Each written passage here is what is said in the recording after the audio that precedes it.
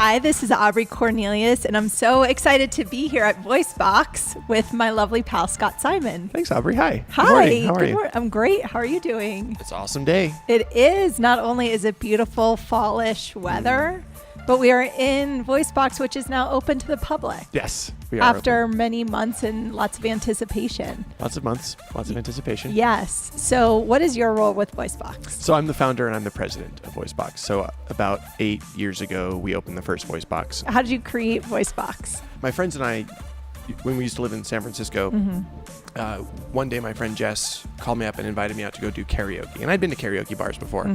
And we ended up going to this place. It was called Do Re Mi. It was under the Denny's in Japantown. And I hear they're not there anymore. We loved it. It was amazing, but it wasn't all that nice. But even though it had all these shortcomings, we still had like the best time there. And so over the course of the next couple of years, we were there like every month. And then I left California and I traveled the world for a while and I landed in Portland and started making a life there. I had no idea what I was going to do with myself. And then one day I was out with my friends.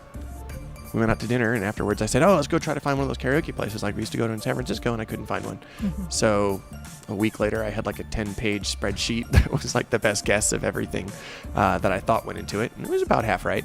And then it took a year to raise money and find the right space. So how has your background in tech informed what all of the tech components are at Voicebox? Yeah, so people ask me even today, like, do you miss engineering? And I say, I still like engineer every day. And whether we're building a bar or we're building software, like it's still the same kind of mindset, at least in my mind. But yeah, so when we started Voicebox, I mean, one of the big problems to solve in this business is how do we deliver the karaoke music and video to the guests in their suite?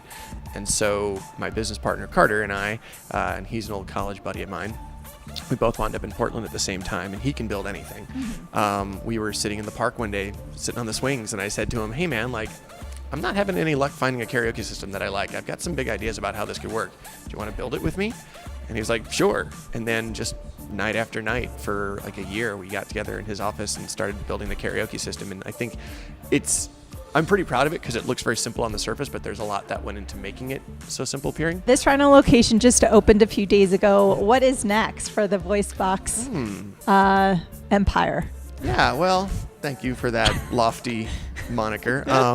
I believe that this form of entertainment is just scratching the surface in the United States. It's too fun, it's too addicting, it's too primal, it's too amazing to just sort of like sit where it's at. And we've seen that like in cities over the past decade since I started Voicebox, more places like this popping up, and I feel like we've got some really good momentum, and I would like to make our mark on the market and bring Voicebox to other cities. What is the best piece of advice you've ever received? The best piece of advice I've ever received is like a summary of all these lessons I learned when I was starting my business, and it comes from my father, who's a psychologist, and he's helped probably tens of thousands of people in his career. And it's just a simple thing. He said, if you put in a reasonable effort, expect a reasonable result. And I love that because it summarizes all the anxieties that people have going into something new. Like, it's so easy to imagine all the ways that we could fail. But it was almost impossible, at least at that point, to imagine all the ways which we could get lucky and succeed. And so the idea of that advice, if you put in a reasonable effort, expect a reasonable result, it just reminds you to don't expect disaster and don't expect like the 1 in a million shot of outrageous success. Like, put yourself out there, do something reasonable, and something reasonable will probably come back to you. So I have to ask, what is your go-to karaoke song? Yeah, so I have a few. It depends on who's there with me. I mean, if it's someone like you who's, a badass rapper, it'll definitely be Nothing But a G Thing. Something about that song and the cadence of it is great. Yes, amen. Totally. As you know. And so there's one. And then one of the other favorites for me is Alanis Morissette's You Ought to Know. And I use the pitch shift feature to take it down a step so I don't have to have her voice to do it. And it kind of turns into like a smarmy lounge singer version. I want you to know. And then I kind of rap the bridge part. Yeah. Because the love that you gave that we made. And it's fun and unique. You really know how to bring down the house because you've done this a few times.